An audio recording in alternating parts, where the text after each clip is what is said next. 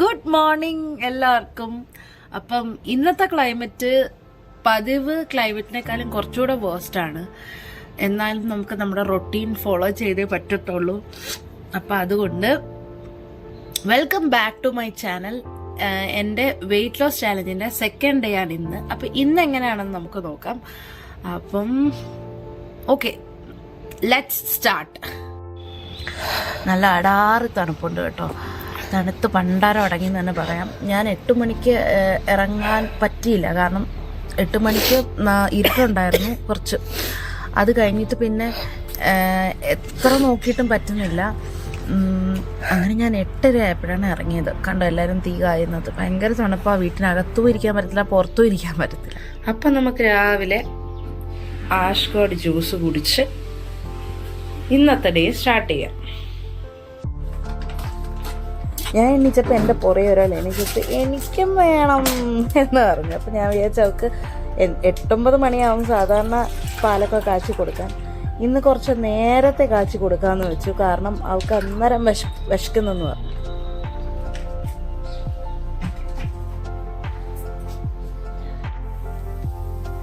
ഇന്നത്തെ എൻ്റെ ബ്രേക്ക്ഫാസ്റ്റ് ദോശയാണ്.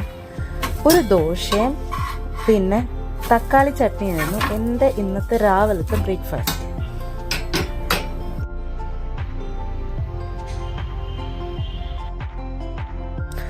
ഇരുന്ന് കഴിക്കാനുള്ള ടൈമില്ലായിരുന്നു. എനിക്ക് പെട്ടെന്ന് പോയി പുറത്ത് പോകേണ്ട ഒരു ആവശ്യം ഉണ്ടായിരുന്നു കേട്ടോ. അതുകൊണ്ട് പെട്ടെന്ന് കഴിച്ചിട്ട് പെട്ടെന്ന് പോയി.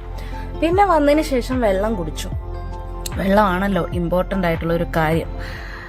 പിന്നെ ഇത് ഉച്ചക്കലത്തെ എൻ്റെ ആഹാരമാണ്. ഉച്ചയ്ക്ക് ഞാൻ ഇന്ന് കഴിച്ചത് ഒരു ജ്യൂസാണ്. ABCയുടെ കൂടെ ഒരു ഓറഞ്ചും കൂടെ ചേർത്തു. അതായത് ആപ്പിൾ, ബീട്രൂട്ട്, ക്യാരറ്റ് പിന്നെ ഓറഞ്ചും അങ്ങനെ ചേർത്തിട്ട് ഒരു ജ്യൂസായിരുന്നു ഉച്ചയ്ക്കത്തെ എൻ്റെ ഫുഡ്.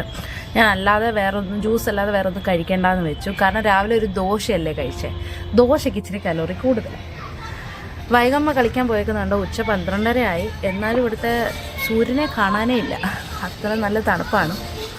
പിന്നെ കണ്ടോ, സൂര്യനെ കണ്ടിട്ട് കുറേ നാളായി. തുണി ഉണക്കാൻ ഏറ്റവും വലിയ പാട്. അങ്ങനെ വൈകുന്നേരം ട്യൂഷനൊക്കെ കഴിഞ്ഞതിന് ശേഷം ഞാൻ ഒരു ചെറിയ ബൗളിനകത്ത് നമ്മുടെ ടൊമാറ്റോ ഉണ്ടല്ലോ, ടൊമാറ്റോ സൂപ്പ്, ഒരു ചെറിയ ബൗളിനകത്ത് ടൊമാറ്റോ സൂപ്പ്, കാരണം വൈകിട്ടത്തെ ചായ കുടിയൊക്കെ നിർത്തിയോണ്ട് ടൊമാറ്റോ സൂപ്പ് കുടിച്ചു.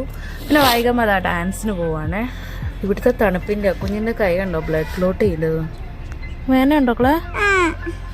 ഉണ്ടോ? ബ്ലഡ് ക്ലോട്ടായതാ. അതാ ഞാൻ പറഞ്ഞത്, ഇത് ഗ്ലൗസ് ഇടാൻ നടക്കല്ലെന്ന്. നല്ലപോലെ വലിച്ചിട്ട് ഗ്ലൗസ്. അങ്ങനെ അത് കഴിഞ്ഞിട്ട് വന്നിട്ട് ഉടനെ തന്നെ എൻ്റെ രാത്രിയിലത്തെ ഫുഡിന് വേണ്ടിയിട്ട് കുറച്ച് വെജിറ്റബിൾ സോട്ട് ചെയ്യാനുണ്ടായിരുന്നു. അപ്പം എനിക്കും കുഞ്ഞിനും കൂടെ, കാരണം ബിച്ചു എന്നെക്കാട്ടി അടിപൊളി ഡയറ്റില്ല. പുള്ളിക്കാരൻ എൻ്റെ പാതി ആഹാരമേ കഴിക്കത്തുള്ളൂ. അത് കഴിഞ്ഞ് ഞങ്ങളെല്ലാം കൂടെ നടക്കാൻ ഇറങ്ങി.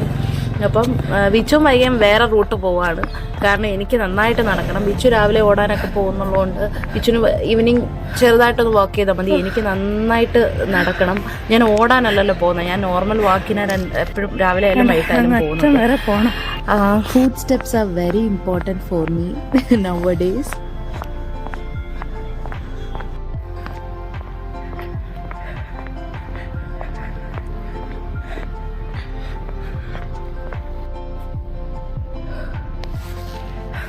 കുറച്ച് നേരം ഇരിക്കാന്ന് വെച്ചു, കാരണം വയ്യ.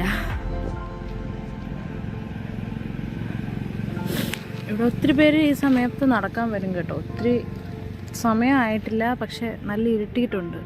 ഇപ്പോൾ ഇവിടെ നൈറ്റ് കുറവാണ്.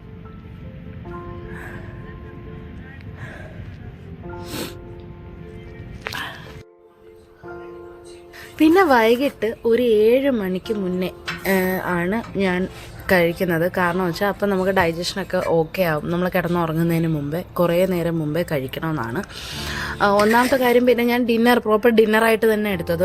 ഞാൻ ഫ്രൂട്ട്സോ അല്ലെങ്കിൽ സാലഡോ ഒന്നും അല്ല എടുത്തത്, കാരണം ഉച്ചയ്ക്ക് ഞാൻ ജ്യൂസ് മാത്രമല്ലേ കുടിച്ചുള്ളൂ.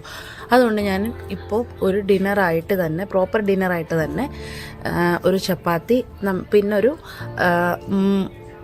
മുട്ട ഫ്രൈ ചെയ്തത്, പിന്നെ കുറച്ച് വെജിറ്റബിൾ സോട്ട് ചെയ്തതും കൂടെ എടുത്തത്. അപ്പോൾ അതായിരുന്നു അതിൻ്റെ റോൾ ചെയ്ത്, അതായിരുന്നു എൻ്റെ ഇന്നത്തെ ഡിന്നർ.